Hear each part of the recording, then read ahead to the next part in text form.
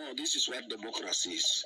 We, as an organization that I represent, which is a pressure group that was COTU, had endorsed Raila Amolo Odinga as their presidential candidate. Just as it is now in Nigeria, in UK, trade union movement, trade union congress of Great Britain, and the Nigerian Labour Congress, they normally take a position. This time we took a position as an organization. And in my own self as a Democrat. So we want to thank Kenyans. One, for having kept peace. Two, and also our presidential candidate, Raila Amolo Odinga, for having resorted when we advised him that the best route, as usual, is to go to court. Because we have a constitution that is live. And on 17th, after William Samoei Ruto was declared a winner on 15th of August, on 17th we convened our court executive board.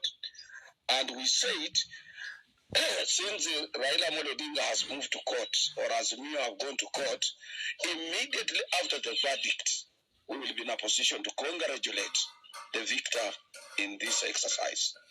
We have taken that note, and on that advice this morning, after the confirmation, this afternoon, after the confirmation of William Samoei Ruto as our 5th president, we have congratulated him as an organization. And I personally also want to take this opportunity to very highly thank him for his efforts. And as I've said always, William is an articulate politician. That was what I was saying. But as I had envisaged that he can't become a president, the 5th president of the Republic of Kenya, I did not say he can't be a president. He's a president, and I'm urging all Kenyans of goodwill to rally behind him, give him an opportunity to form his government, support him, as we are aware that our economy currently is in shambles. Let's give him time to see whether he can reorganize our economy for the purposes of improving terms and conditions of service of working men and women in the Republic of Kenya. In your congratulating President-elect William Ruto, now that the court has upheld his ruling, do you take back everything that you said about him on the campaign, or do Kenyans now believe that that was campaigns and it's now a different era? I've already in my opening remarks here right now said Kenya is a democrat. We are a democratic society. And each and everyone in Kenya has a democratic right to take any position and to say anything under the sun in accordance with the new constitution, or to join any persuasion of his or her own choice. That is what is all about democracy. And I know William Samoei Ruto, who has a host of both local and international lawyers, will be able to understand that. It's not only on our own. The Universal UN Charter for civil and political rights provides that any Kenyan, anybody in any country that is a democrat can take any position, can say anything, but that cannot be held against the very person who has said that. So we were in electioneering, and a winner is a winner, and a winner must be accepted. And we are all Kenyans. None of us is on transit going to Uganda or Somalia or anywhere. So we must accept that the 5th president of our republic, as it has gone all the required stages, is William Samoei Ruto. That is what we have been told, and that is what Kenyans wanted, and that is what it is. One of the most famous statements that you said on the campaign trail is Kateni Miti Sugoi. Yeah. And now you are of the opinion that nobody should be held. Is it a statement that you would want to take back, even though you say that everybody under the sun was allowed to say anything, and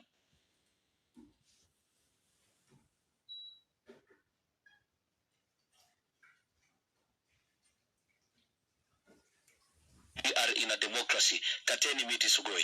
That with element of not taking back of who said this and that, and that is what William said during his opening, his speech of acceptance speech at Bomas of Kenya. He would not be able to reflect back on who said this and that. Though he did mention casually that some said I would not be the president. But those are things that happen in any democracy. So whatever we said, whichever what I said and whatever, it is within my constitutional right and every Kenyan's constitutional right to say anything. There are a lot of people, if you go to social media, who are writing, they have called me name, they even called William, they have called Wood, everybody. That is what the democracy, this is the freedom our people died for. Fighting that anybody one day will be in a position to say anything. People died. People started fighting for second liberation to have this constitution. If it were not for the current constitution, even he, William himself, would have not been a president. Because anybody who did show up during those days of one party system, you are taken to detention without trial. So we are saying, as a democracy, we must embrace that. We must congratulate William and his entire team, and we must accept him as our fifth president of our republic.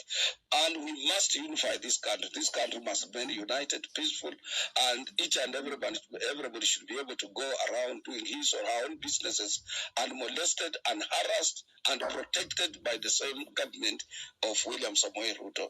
The way the government of Mwai Kibaki, Uhuru Kenyatta, as oppressive as Khan was, also it protected Kenyans and the founding father of this nation, Jomo Kenyatta. That is how what Kenya should be. And this Kenya should remain an example to other African and third world countries that there is a country on the continent of Africa that can exercise democracy. And when they disagree within that pursuit of democracy, they move to court. And once the court's judgment has been given, they come together and support whoever the court has confirmed. In this case, I have appealed to Kenyan workers and Kenyan in general to accept the confirmation by the Supreme Court and accept and congratulate William Samoei Ruto as our fifth president of the Republic of Kenya. Well, probably my last question will be, you have spoken on behalf of workers and you have gone as far as saying that it was a decision that was adopted by the workers of Kenya, but does Francis Atwoli, by his own admission as a person, congratulate William Samoei Ruto as the fifth president of the Republic of Kenya, and is Francis Atwoli ready to work with William Samoei Ruto, the fifth president of the Republic of Kenya? Brother Mredhi, if you play this, what I've said here right now, I said, and on my own behalf, I congratulate William Samoei Ruto. And I said, I am appealing on all Kenyans of goodwill to give him mama and support. Yeah, that's what I said. That is accepted. I said on behalf of workers, I finished. And I repeated that on my own behalf as a Kenyan, I congratulate William Samoei Ruto as the fifth president of the Republic of Kenya. And we will support him in unifying the country to rejuvenate the economy that currently is in a little bit shambles, so that we can be able as workers improve terms and conditions of service. Not only that, we have officially notified the International Labour Organization, the International Trade Union Confederation, that where we are affiliated, that our Supreme Court today, which is the court that has last judgment, has already confirmed our fifth president of the Republic of Kenya, who is William Samoei Ruto. I've gone further and informed our internationals that we deal with, because in the ILO I'm an official, it's a UN agency, and they knew very well that we as workers in Kenya had taken a position. So that is how it is.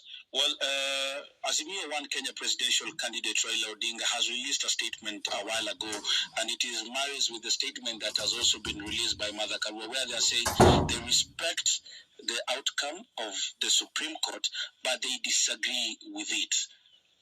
Now that you're congratulating William Samoei Ruto, is it a position that you will also accept or call on them to do? I can't speak on behalf of Raila Odinga or Sister Mother Karua.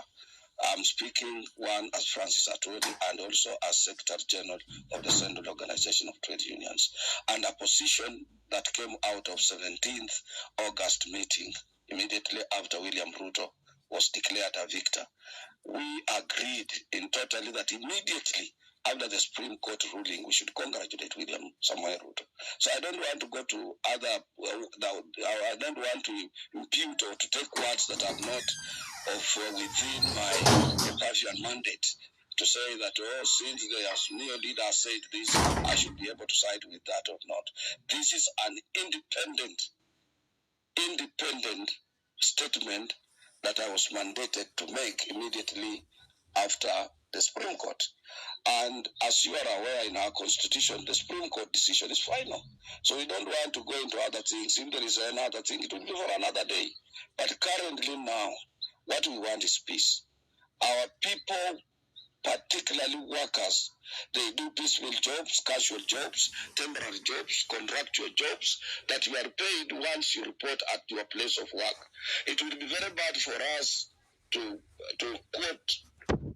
quote chaos in this country, or to expect some sort of disturbances when we know very well that we will be the most affected people. Because if there are problems in any given country, it is children, workers, and women who suffer. But we have appealed since we started these elections, and even in our campaigns, we were appealing to Kenyans to remain peaceful until we finish this exercise. We have been told this exercise is over after 1 year or more than that, politicking. Now we are looking forward for a new government that will be formed by President William Samuel Ruto, which will take charge of the administration of this country, and we will give them support, maximum support, to make sure that they rejuvenate the economy. They attract both direct and indirect investments so that we can be able to realize foreign exchange when we are doing exports and what have you.